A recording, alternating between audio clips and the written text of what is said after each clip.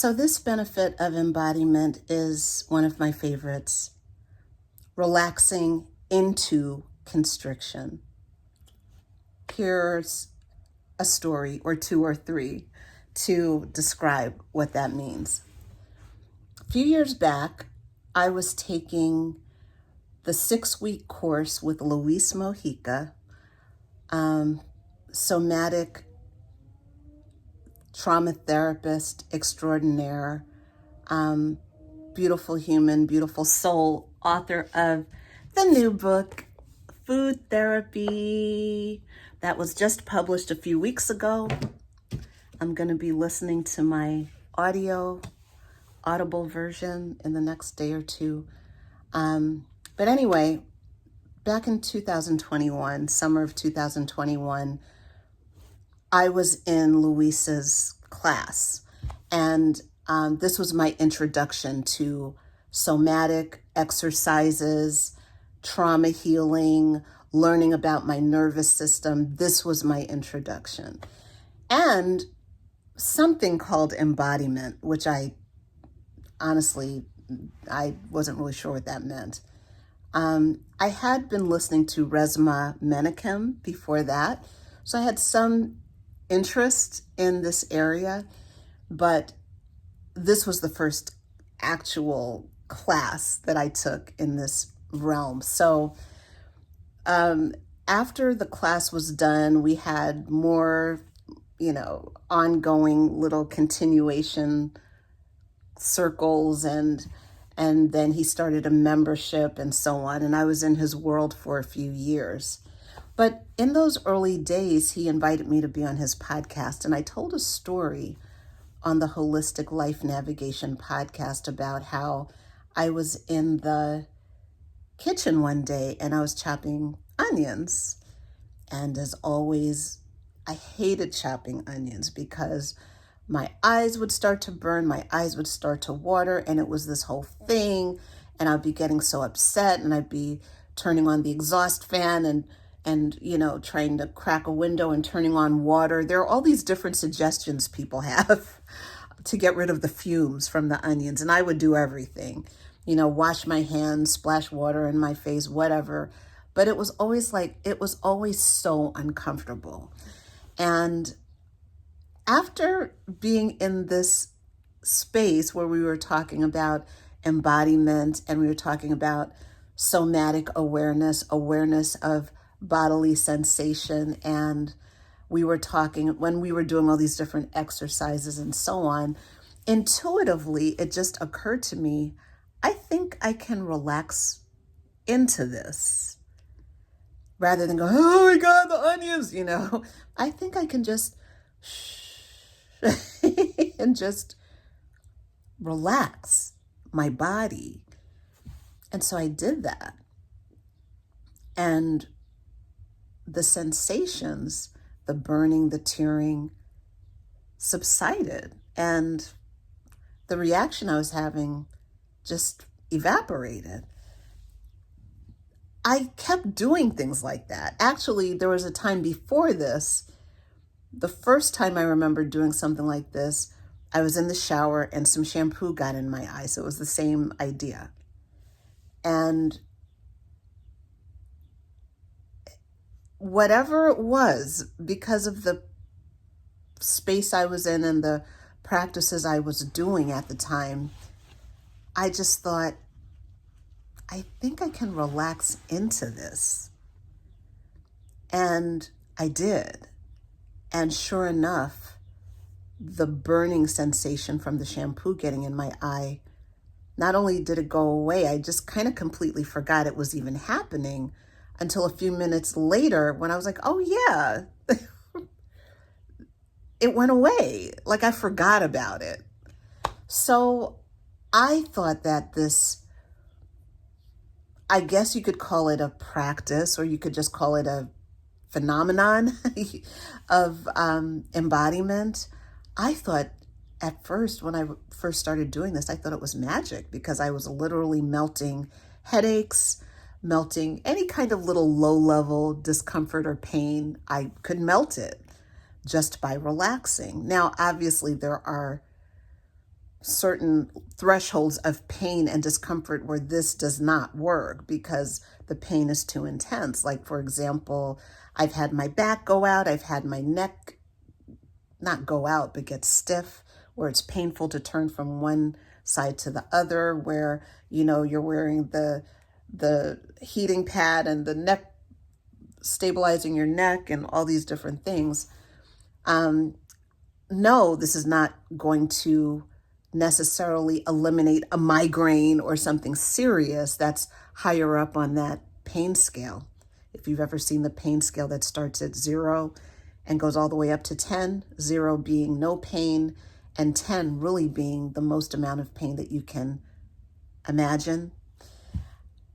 I'm not talking about pain that's at an 8 or a 9, or discomfort that's at an 8 or a 9, that's at a crisis level. I'm really talking about low level little things. Those things I have melted with embodiment work fairly quickly, usually. And it's just so interesting. There's another example that I love that's slightly different. And I've talked about this one too. This one is from one of my favorite books. It's called The Big Leap. And the author is Gay Hendricks, who I've talked about many times. But I loved this book. I read this book in 2014 for the first time. And I talked about this on my podcast in one of the early episodes called Time is Somatic. And I talked about the fact that I had read this book repeatedly, not consistently, but over the course of about 10 years. I had read this book a few times. I had returned to this book, especially chapter 6, which was about Einstein time. And it wasn't until I started doing somatic practices, and it wasn't until I had a regular embodiment practice that I finally understood what happened in the story that was told in this chapter. So Gay Hendricks tells a story about this Wall Street guy who had taken one of his seminars. And the Wall Street guy was telling this story after the fact. After being in one of Gay Hendricks' seminars, he was on his way to work and he was running late, and he was really worried about being late for this meeting. And so he was in New York City and he had to get on the subway to go to work. And he was, balancing like a briefcase and a coffee and a bagel or whatever he had in his hands. And he gets on this really super packed subway train. And so because of how many people were he was like a sardine, because he was sandwiched between all these different people. Basically, he was in a position where he couldn't keep nervously checking his watch to see, how late am I going to be? Oh no, it's getting closer. Oh my gosh. He couldn't do that because of the way his body was positioned. He couldn't see his watch. And then he remembered this concept of Einstein time that Gay Hendricks had been talking about, which was time comes from us. Time is not this external thing that acts upon us from the outside. We're generating time. And so he said he decided in that moment to chill out and he couldn't look at his watch anyway. So he just decided to relax his body. And because he was sandwiched between so many people, he actually closed his eyes for a bit and just relaxed and just decided to be in the moment. And then when he got to his stop on the subway, he got out and he's now walking to his meeting, but he decided to continue to not, if I can put it that way, he decided to continue to not look at his watch, to continue this kind of ooey gooey, relaxed, chilled kind of vibe. Didn't look at his watch, didn't check the time, and just kind of went on to his office.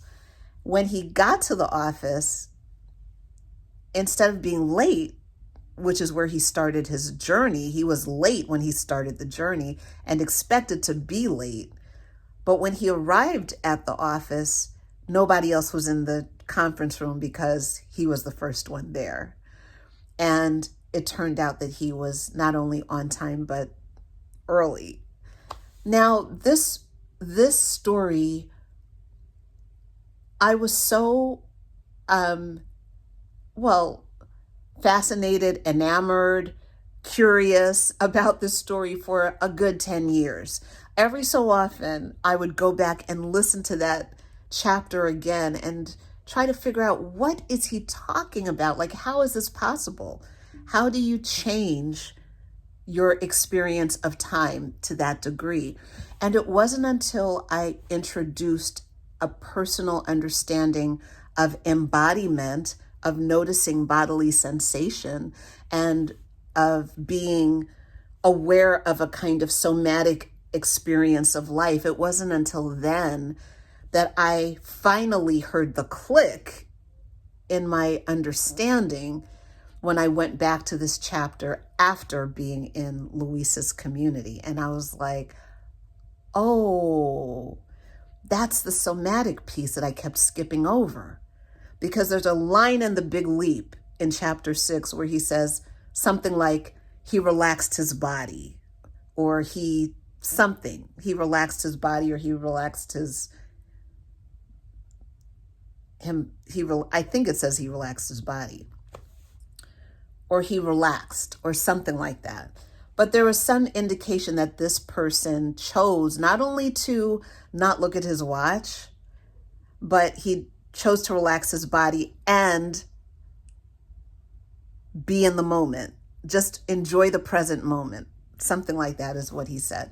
And I thought, okay, because there is a kind of felt experiential thing that happens when you relax your body and you feel what it feels like to be present. And I got it. And I was like, oh, that's how he either stretched time or collapsed it, depending on how you're looking at it. So I thought, okay. And then I started doing it too. So the fourth story I'll tell is, one day I was going to pick up a friend from the train station, and I wanted to try this because I had finally gotten it. And I had gotten it like a few months earlier. And I was now, let's say it was 4 months later, after like my aha moment about the Wall Street guy and what he did to be early to this meeting. So now I was in a similar situation where I was a little bit late. I was just on the bubble, more skewing toward being late. I had a very short journey to go pick up a friend at the train station. And I decided to do what the guy in the Big Leap did. I stopped looking at my phone. I don't wear a watch. I stopped looking at my phone. I stopped looking at the clock in the car. And I decided to relax my body and just be in my body and be in the moment while I was driving to the train station. And it worked. I got to the train station. I started off late and I ended up getting there like maybe a minute or two. It wasn't like 10 minutes early, but I got there a minute or two early, and I was like, oh, I did it.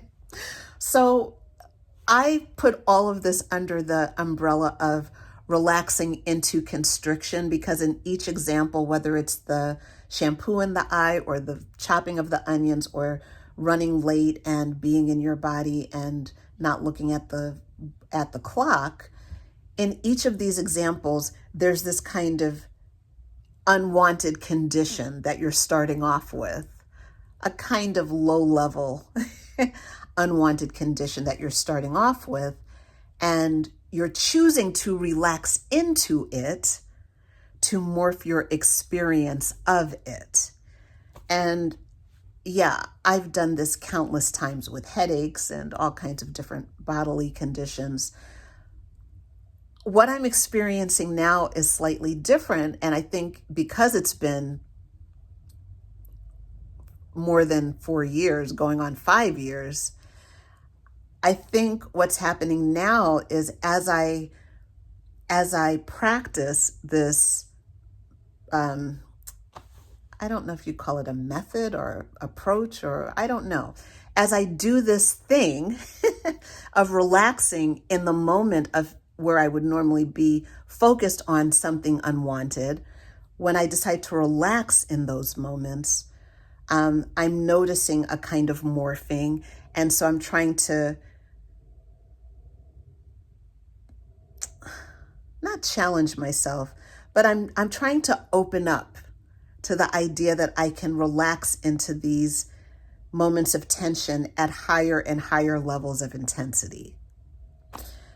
There are times where obviously this does not work. I have not had migraines in my life, but I have had my back go out where I couldn't walk. I've had my neck get stiff where it was very difficult to move. I've had those kinds of debilitating things happen. And so in those moments, no, you can't just melt, level 8 pain on the pain scale from 0 to 10. But you can melt level 3, I think. You can definitely melt levels 1, 2, and 3. And as you go on, you can probably melt 4. And so I think I'm probably up in the 5s now, experimenting. I'm not trying to ignore pain to my detriment, but I am curious about how I'm engaging in a moment, either a physical discomfort or even a kind of emotional discomfort, like the way that I'm interpreting a situation. Can I intervene there? Can I relax into that? Can I relax into a thought about how life is or how it has to be? And can I find ways to melt the freeze in those situations? I'm playing with that and really, I won't say I'm having fun, although I think it could be fun at some point. But usually when I'm in the midst of an unwanted situation, I'm not having fun. I'm just like, ugh. I tend to have that kind of feeling sometimes. But I'm learning to A, be aware, and B, relax into the constriction of the moment. So that's the benefit I want to share with you today. So if we haven't met before, my name is Bridget. I am a person with a daily embodiment practice, and I hold space and make room for other people to be in their bodies. And I do work in the world that encourages and invites embodiment. So I have a weekly podcast called Thriving in Plain Sight, and every week we do an embodiment practice together. And I also have a coaching program called the 30-Day Intensive, where we're pulling in present moment awareness in order to morph the experience that a person is having with that I can't, that freeze, that procrastination, that, oh no, that feeling. We're melting the edges of that with embodiment work and with imaginal work. So those are things that I'm really loving, and bringing my own practices into spaces where other people can benefit from doing their own version of the time relaxing into constriction embodiment practices. Thank you for being with me for a few minutes today. I will see you again in the next video. Bye.